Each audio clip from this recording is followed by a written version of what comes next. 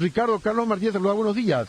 Buen día, Carlos Martínez, a tu audiencia también. Y como tenemos posiciones controversiales en torno a esta nueva decisión gubernamental de que ya no hay que esperar al 10% en el aumento de la inflación para dar el aumento correspondiente, sino que una vez al año se podrá analizar en cuánto aumentó el costo de vida y ahí vendrá el aumento. Y por un lado, cosa curiosa, los trabajadores dicen, no, esto no nos soluciona nada porque la pérdida del poder adquisitivo fue del 30%.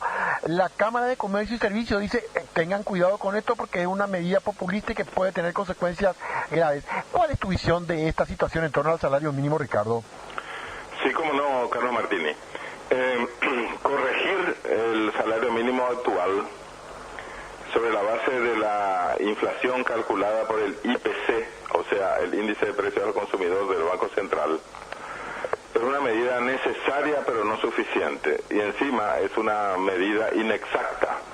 Pero hay que decir que es necesario hacer eso, solamente que el índice que utilizan para medir la inflación es el único que existe y encima está obsoleto.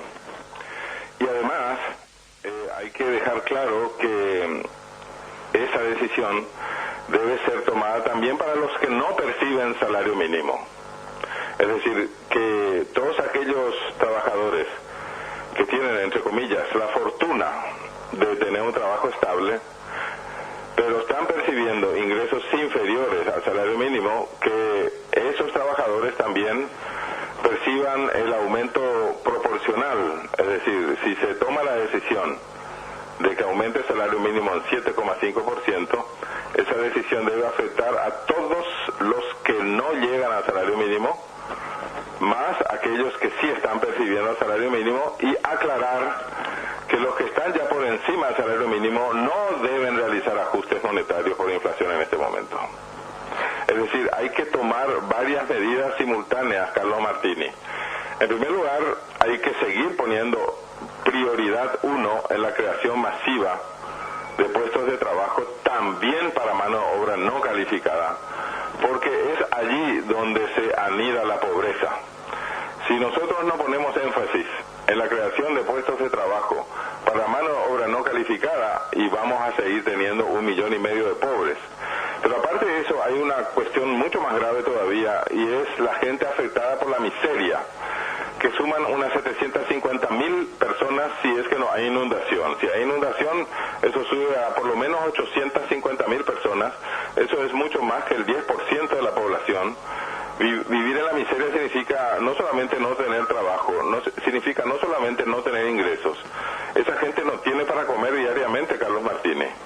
De forma que una política salarial tiene que estar conectada con una política de creación masiva de puestos de trabajo para mano de obra no calificada, primero. Segundo, que el aumento o la corrección nominal del salario mínimo valga también y sobre todo para los que perciben menos que el salario mínimo, y también, por supuesto, para los que están percibiendo el salario mínimo, y que los que están ganando mucho más, se puede buscar la formulación de cuánto es mucho más.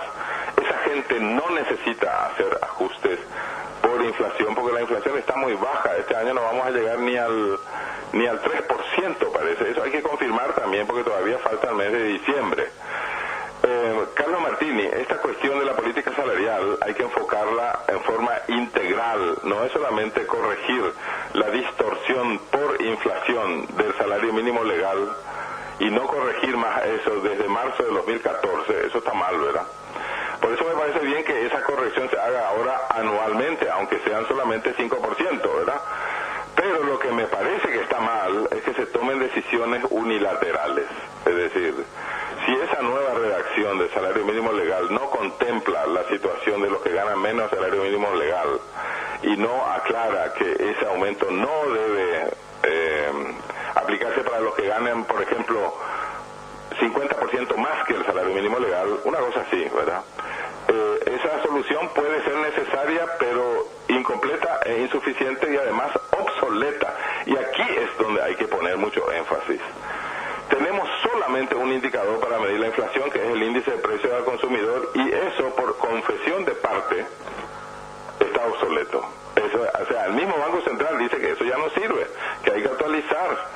Pero además hay que tener en cuenta que actualizar no significa necesariamente que el aumento de la inflación sea mayor bien puede ser que a nivel nacional la inflación no aumente, o que en algunos departamentos incluso haya deflación, es decir, que los precios estén por debajo del crecimiento que mide el IPC. Y eso se explica de la siguiente forma, Carlos Martini, y hay que poner mucha atención a esto que voy a decir. El IPC es solamente para el departamento central. ¿Y qué pasa con todos los demás departamentos del país? Exacto. Allí la inflación probablemente no sea tan grande como la que se observa en la capital y en sus alrededores. Pensemos en el departamento Caazapá, de Caaguazú, de San Pedro, que son los más pobres. Probablemente se puede incluir también de Ñeembucú. Allí no hay tanto aumento de precios, pues. Entonces, ¿cómo es posible que sigamos utilizando un indicador de inflación, el IPC del Banco Central, que ni siquiera está en condiciones de medir apropiadamente la inflación dentro del departamento central? Y los demás departamentos, y ni siquiera me acuerdo de ellos, ¿verdad? Es decir, es absurdo, parece una cuestión surrealista, pero estamos hablando de una economía para los pobres, estamos hablando de salario mínimo, estamos hablando de los que no ganan el salario mínimo y de los que viven en la miseria. ¿Para cuándo, joven? Decíamos antes, Carlos Martín. Impresionante esto.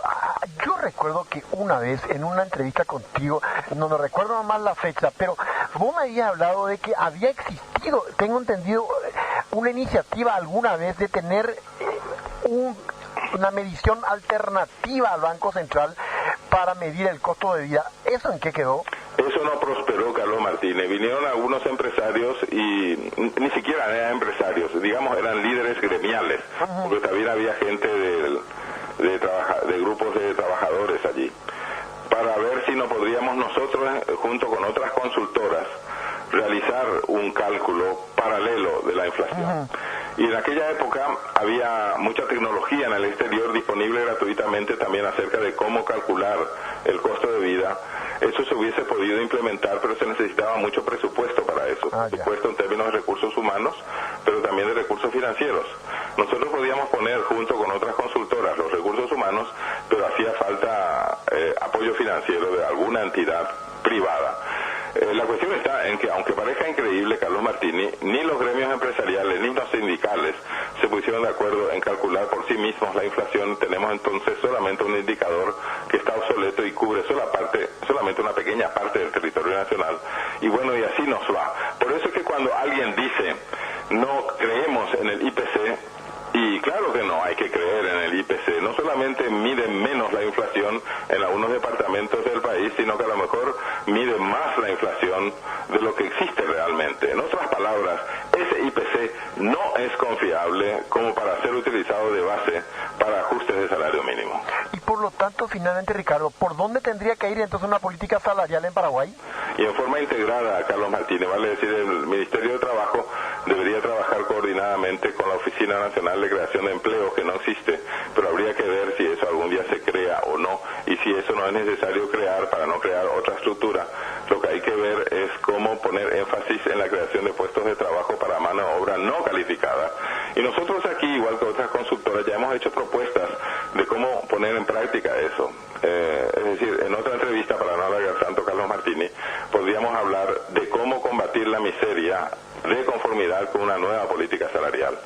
Eso ya está escrito, ya está hecho, lo que pasa es que nadie ha puesto en práctica eso. Ricardo, como siempre, muchísimas gracias, muy amable. Ha sido un gusto.